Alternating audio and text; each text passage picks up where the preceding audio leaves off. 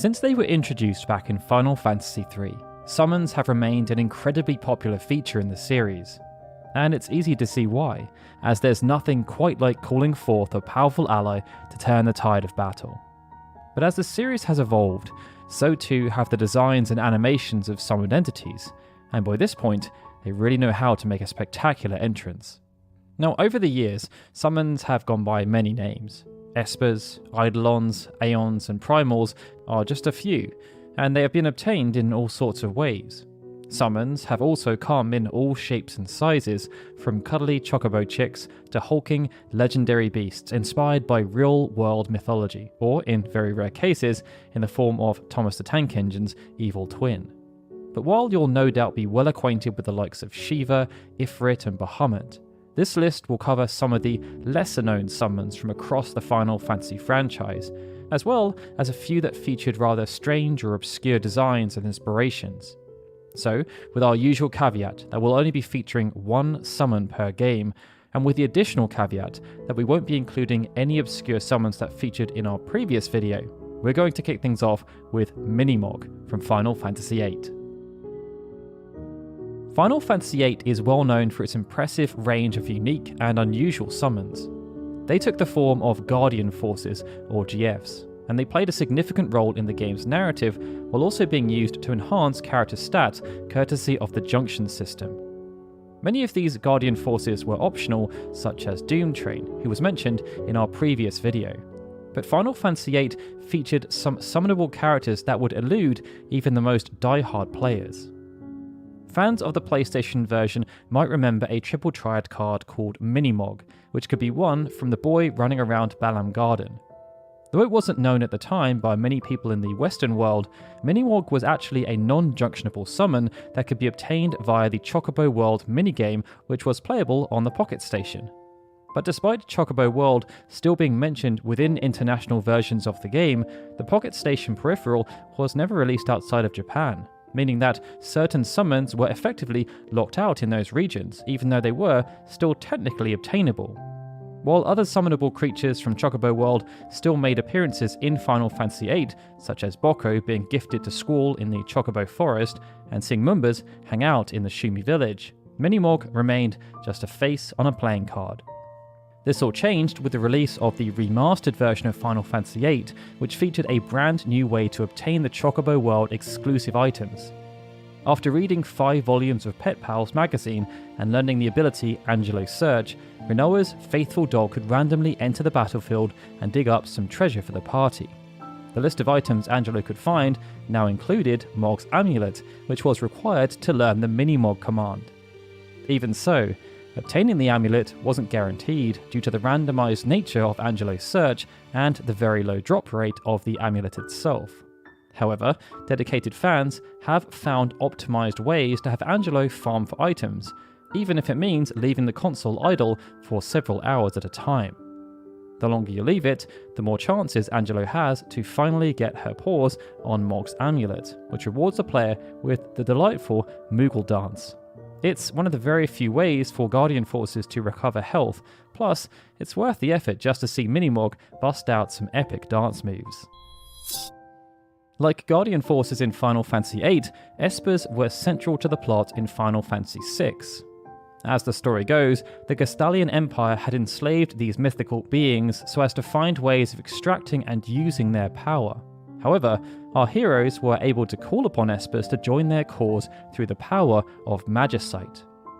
We mentioned Unicorn in our last video, as this was one of the very few instances where it appeared as a summon despite making many other appearances as an enemy, ally or mount. But the Zona Seeker, also known as Zone Seeker, has only ever appeared twice in the franchise, as a Cloudkin enemy in Final Fantasy XIV and as an Esper in Final Fantasy VI. Zona Seeker's summon effect was Magic Shield, which cast Shell on all party members at a cost of 30 MP. The Esper could also teach the Shell, Rasp and Osmose abilities. It meant the Zona Seeker had fringe utility, but what made this all rather intriguing was that the method of acquisition was quite unusual. Zona Seeker's Magicite could only be purchased for 10,000 gil from the auction house in Jidoor as a rare item. Some players have grown wise to this and discovered that they could increase the odds of getting the Magicite by observing the movements of an NPC outside the auction house before entering. Obtaining the Golem Magicite would also boost the chances of Zona Seeker appearing. But while this does shed some light on the matter, Zona Seeker's origin, along with how its Magicite came to be in the auction house in the first place, remains a mystery. Final Fantasy Explorers ended up being a fun little action role-playing game due to its focus on cooperative gameplay. The inspiration from Monster Hunter was quite clear, but by fusing in numerous Final Fantasy elements, Explorers ended up being quite unique. And one of the more unique aspects was the ability to capture defeated Eidolons and turn them into Magicite that could then be used in battle. One such Eidolon was the Dryad, a powerful nature-themed boss found in Foster Gardens. Named after the tree nymphs of Greek mythology, Dryad was a formidable opponent whose speciality was inflicting status ailments on the party, then quickly hitting them with a mighty earthquake when they were still trying to recover. Dryad would also attack using giant vines and by commanding smaller enemies to do her bidding. Her signature attack was then the very familiar Very Bad Breath. Outside of Explorers, Dryads have also made several appearances as enemy characters, such as in Final Fantasy XI, XIV, and in Lightning Returns. But while they have always been themed around plants and nature, their design has changed quite drastically between titles. As a summon though, after Explorers, Dryad did return in Final Fantasy Dimensions 2, this time with a far more human-like appearance. But with so many creative takes on the Dryad throughout the series, we're curious to see if they'll appear again, and if so, which form they'll take on next. Magic Pots have made numerous appearances across the franchise, but only on very rare occasions have they been made available as a summon. When encountered, these fussy little creatures can cause serious problems for the unprepared, causing massive amounts of damage should the wrong move be made. But if you manage to appease their wishes, you'll find yourself rewarded handsomely, sometimes with a rare item or a hefty sum of gil. In Crisis Core, the Magic Pot could be recruited to Zack's cause, and once added to the digital Mindware system and called upon in battle during Chocobo mode, it would then execute a limit break called Item Mugger, which let Zack score some extra loot. But recruiting the Magic Pot was not an easy feat. Zack would first need to complete several optional missions in order to unlock the Master Tombre mission, and it was here that the Magic Pot could also spawn. But in order for the encounter to be successful, Zack would need to go into the mission with the correct materia setup in advance, these being Assault Twister, Fire, Gravity, and Jump. Upon entering combat, Zack would have to perform each action when prompted while refraining from using all other actions. Once these requests were fulfilled, the conflict would then resolve and the Magic Pot would be added to the DMW system. Magic Pot also made a recent appearance in Final Fantasy VII Rebirth, as its summon materia was given as a bonus to those who pre-ordered the Deluxe Edition. Described in-game as an Eldritch jar filled with supportive surprises, Magic Pot boasts a useful range of summon abilities including Phoenix Down, Remedy, and Magic Cocktail. In Final Fantasy XIII, Eidolons were few and far between because each one shared a special bond with an individual playable character. According to the game's lore, Eidolons were the stuff of legends, said to reveal themselves only to select l'Cie who'd been bound to a focus against their will. Even then, the l'Cie would have to prove their strength by battling against the Eidolon that had graced them with their presence. Many of these encounters were quite epic, and the final Eidolon encountered within the game was bound to Vanille. It was called Hecatonchire, and it was encountered by just Vanille and Fang in Chapter 11. After being subdued, Hecatonchire would be affectionately referred to as Hecaton when summoned by Vanille in battle. It represented the earth element and was the only Eidolon in-game capable of casting Quake. In Gestalt mode, Hecatonchire would then take on the form of a bipedal machine gun turret, and Vanille would hop on top for the ride. Like many recurring characters in Final Fantasy, Hecatonchire had its origins in Greek mythology, with its name roughly translating to 100 hands, hence its multi-limbed design. As such, you would expect that Hecatonchire would always be depicted with more than 2 arms. But this was not the case during its debut as a boss character in Final Fantasy III, or when appearing as a race in Final Fantasy XIV.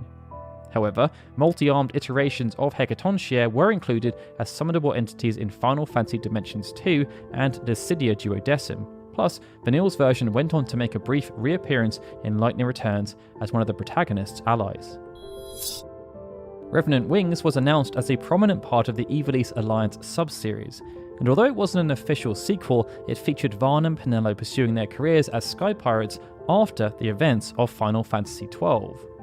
While many of the narrative and lore-based elements were retained, what separated Revenant Wings out from the previous game was its genre. Instead of being a typical role-playing game, it was instead developed as a real-time strategy game.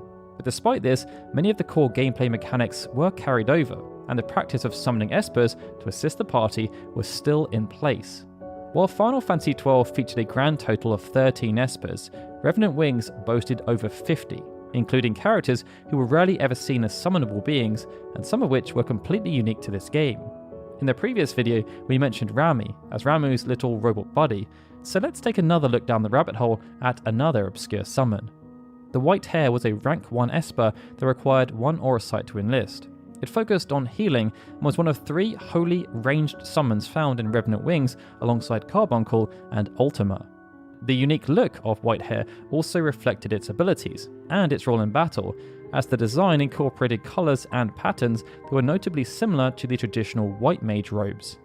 While Revenant Wings remains the only title to date to feature the White Hare, we can't help but wonder if it's any relation to the Giza rabbit found in Final Fantasy XII, which also exhibited healing abilities, or the Vorpal bunny that many of us hunted down mercilessly within the same game. That then brings us on to our last entry, the Midgard Sorma. Most of us remember this enemy from the original Final Fantasy VII, as it made for a powerful piece of interactive storytelling. And this then carried over to the battle scene, as those unfortunate enough to try and walk through the swamp were in for a pretty nasty surprise, as they would need to square off against the Midgard Sorma on their own. Outside of this, however, the Midgard Sorma has also made 2 rare appearances as a summon. Like the Zona Seeker, it was obtainable as a Magicite in Final Fantasy VI, but perhaps the more obscure iteration is that it was a summon in Tactics.